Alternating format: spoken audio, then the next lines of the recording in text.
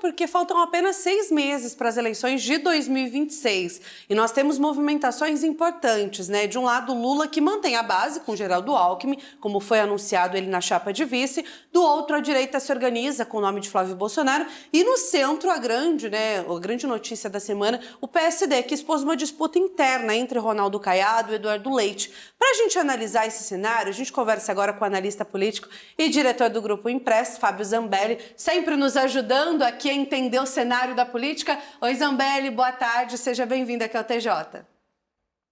Boa tarde, Rayane, boa tarde, Eduardo, muito obrigado pelo convite. Zambelli, já aproveito para te perguntar, a estratégia do presidente Lula, de manter ali na base dele o Geraldo Alckmin, isso reforça que a esquerda está realmente forte ou mostra uma necessidade de ampliar, talvez, a aliança com o centro? Não é uma ampliação, né? É uma reedição de uma aliança já estendida, né, do campo da esquerda com o centro, quando o Geraldo Alckmin foi ali escolhido candidato a vice lá em 2022.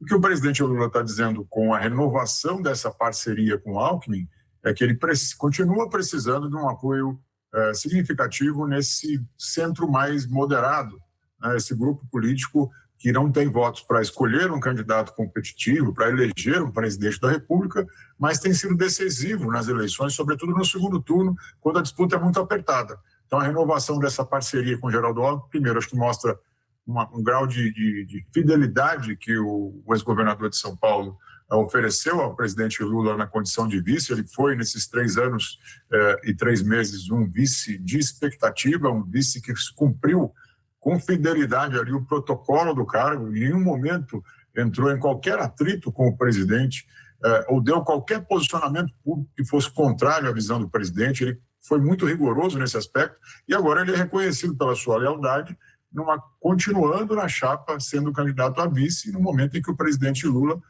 busca o seu 4º mandato. E também uma sinalização ao centro político, já que o presidente Lula, hoje, dadas as suas altas taxas de rejeição, ele precisa do apoio de uma parte desse centro se quiser vencer no segundo turno as eleições, possivelmente contra Flávio Bolsonaro. Fábio, boa tarde para você, sempre bom falar com você aqui, principalmente esse cenário político, né? A gente que entra agora nessas eleições deste ano que serão decisivas. A direita, você acha que está dividida, está organizada? Como é que você avalia a direita nesse momento, nessa disputa eleitoral?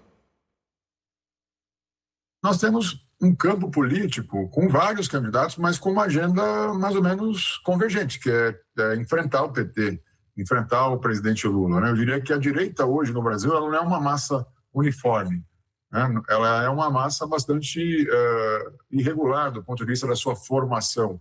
Tem um grupo mais ideológico, tem um grupo mais pragmático, mas o fato é que todos estão ali contra o presidente Lula. Essa direita no Brasil, ela basicamente organiza o que a gente chama historicamente de antipetismo. Aqueles líderes políticos, aquelas correntes políticas que são contrárias ao PT e ao petismo e ao jeito do presidente Lula de governar, elas hoje podem estar em candidaturas diferentes, mas no fundo o projeto é tirar o presidente Lula do poder. Então pode ter uma divisão nesse primeiro turno, e até natural que essas correntes, cada um trilhe o seu caminho, mas no segundo turno, tudo indica que vai ser uma disputa de todos contra Lula. Zambelli, nessa semana, a gente começou falando sobre isso, a gente acompanhou uma possível disputa interna ali do PSD entre o Ronaldo Caiado e o Eduardo Leite, O Caiado foi anunciado como pré-candidato à presidência pelo PSD. Isso revela uma divisão ideológica ou é apenas uma estratégia eleitoral? Não, num país de dimensões continentais como o nosso, é mais do que natural que nós tenhamos mais que 2 candidaturas numa eleição presidencial. Então, o que nós estamos vendo são os candidatos que não são estritamente alinhados ou a Lula ou a Bolsonaro, procurando um espaço para se oferecerem ali para o eleitor como uma alternativa nas urnas. O fato é que o lançamento de Ronaldo Caiado, na minha avaliação, não representa uma alternativa aos 2 polos políticos, visto que o ex-governador de Goiás já se apresenta como um candidato do campo bolsonarista. Então, se ele está dizendo hoje que ele já tem um lado que é contra o PT, contra Lula, já fez ali como primeiro ato de pré-campanha, anunciou que dará um indulto ao ex-presidente Bolsonaro caso seja eleito, ele já assumiu então não dá para chamar de terceira via, né? Uma espécie de segunda via disfarçada. Então, é natural que essas candidaturas aconteçam dentro do campo da direita. O que eu acho é que nós não podemos chamar essa alternativa, que já tem um lado no espectro ideológico, de terceira via. Mas é bastante provável que nós tenhamos mais de 2 candidatos, até porque é bastante saudável para o debate político que nós tenhamos opções ali, além dos 2 polos. Fábio, só para a gente finalizar, a gente está falando de pré-candidaturas, né? Vale sempre lembrar, tem as convenções partidárias ainda, que daí vão oficializar as candidaturas de fato para a presidência da República, governadores, enfim, todos os candidatos que vão disputar as eleições deste ano. Mas eu gostaria de perguntar para você a sua opinião em relação ao eleitor. Você acha que o eleitor, a tendência dele é escolher o seu candidato por identificação ideológica? Eduardo, tem alguns blocos do eleitorado, vou dizer, 30% do eleitorado já tem uma posição, já defende o presidente Lula e gosta do presidente Lula. Outros 30% gostam de Bolsonaro e vão votar possivelmente em quem Jair Bolsonaro indicar. O futuro indica vai ser o filho dele, Flávio Bolsonaro. Então, você tem quase 2/3 do eleitorado já ocupado por essas correntes políticas que são de identificação. As pessoas olham para esses candidatos, se identificam com eles.